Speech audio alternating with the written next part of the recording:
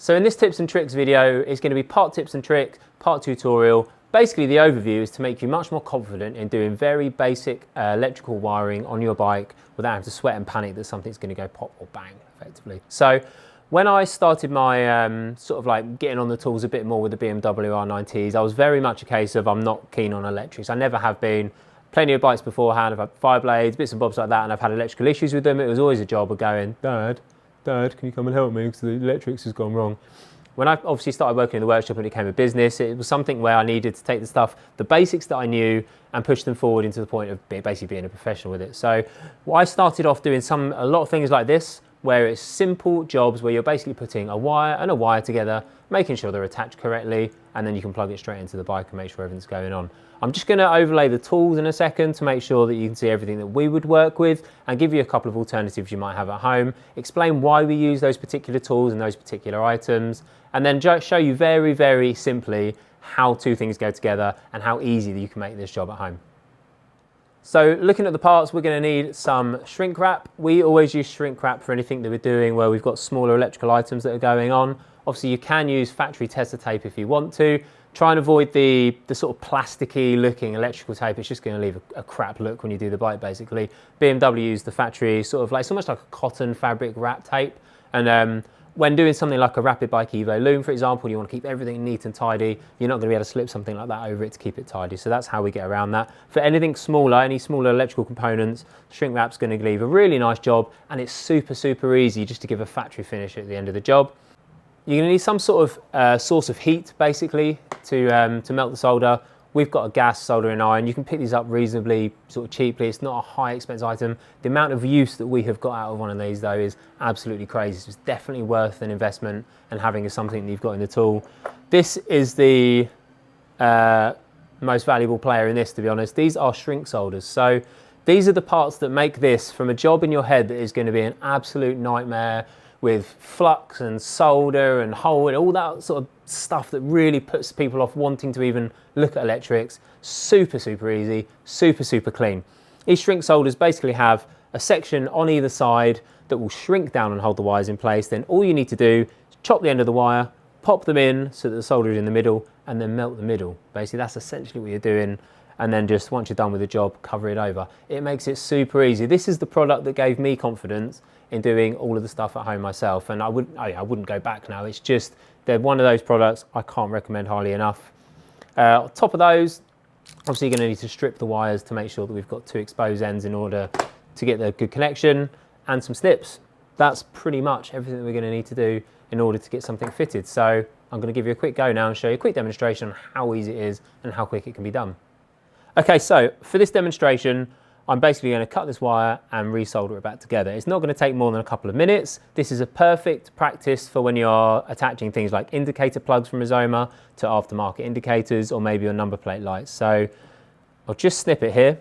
So we have two parts of the wire to start with. A good set of wire strips. We'll just expose the end of the wire that we're going to attach. So super nice and simple. Then we're going to pick up what is our MVP for this section, a shrink solder. So stick the exposed wire in each side. They can be a bit snug, but that's not a bad thing. Obviously you want the whole thing to hold together basically and to sit on there nice and snug when it's there, which means it's not going to move around too much.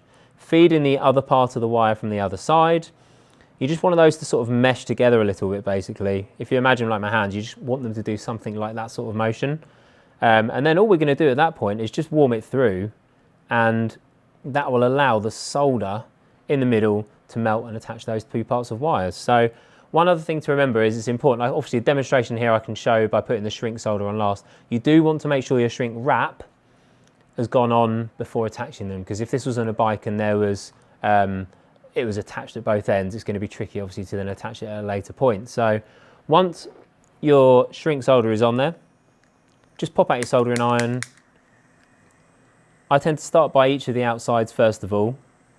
By doing that, it basically means that this isn't going to try and wander off when you're doing the middle section where you're trying to actually melt the solder in the middle. And effectively just apply some heat. With the gas one, it's basically a wireless bit of kit too, so you can do it anywhere in the garage, anywhere in the shed. You can even do this outside if you wanted to. And once this is nice and hot, you'll just see the solder melting slightly. As silly as it sounds, it just looks like a liquid metal. And then you're done. And it's literally as simple as that. This is something that gave me a lot of confidence when I started doing electrics on bikes. As I mentioned before, it's not something I was keen on. That's on there, that's tight, that's now going to do what it needs to do. To neaten up the job, finally, just pop some shrink solder on. So, a couple of ways of just shrinking this. Basically, any heat, you could almost probably use a hairdryer. We tend to use a heat gun because we have one in the workshop and it's kind of the best job part for the job.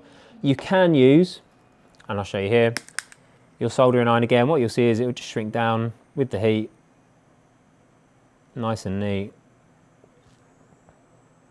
like that. And it's just a really nice way of just sort of making sure that the connections are sort of waterproof, clean, tidy, and it doesn't look like you've attacked too much of the loom. Just as an example, just to prove how you can pretty much use anything around the house for this section, we have actually seen people, believe it or not, just use a lighter. And again, it just shows you, not ideal, not something we're going to be doing on our bikes in the workshop, but there are plenty of options out there. You shouldn't be scared of doing this because there's plenty of ways of skinning this cat, basically. There we go, the absolute bare bone basics of how to connect two wires together, but this should open up a whole world or a whole avenue of options for you to now look at customizing parts that you wouldn't necessarily have looked at before. Things like the Denali lights, things like aftermarket indicators, things like number plate hangers, which means that you can start thinking about tidying up and changing the entire rear end of your bike. So we want to be able to give you the confidence that we've learned and that we've got with ourselves to be able to do these things at home. A couple of little tips really. Shrink solders, we tend to pick them up. We might put them on the website at some point. Realistically, you can grab them on eBay, Amazon. The white ones are the ones we tend to use for almost all of our work. They're the correct size ones for things like indicators and such. They're sort of color coded to size. Yeah, whites are definitely the one to go for.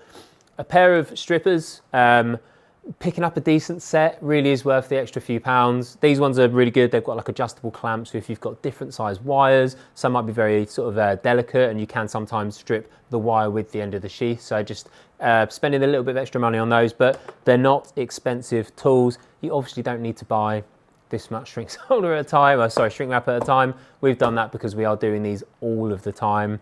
A decent, if you can afford it, shrink solder, you can go without. You can just do this, you know, with any other sort of gas gun or something if you want to. We find something that's small, light, and gas-based, which means it's portable, means we can use it anywhere in the workshop at any point. And there we go. If you've got any queries or questions or comments, please leave them in the video below. Check out our other tutorials.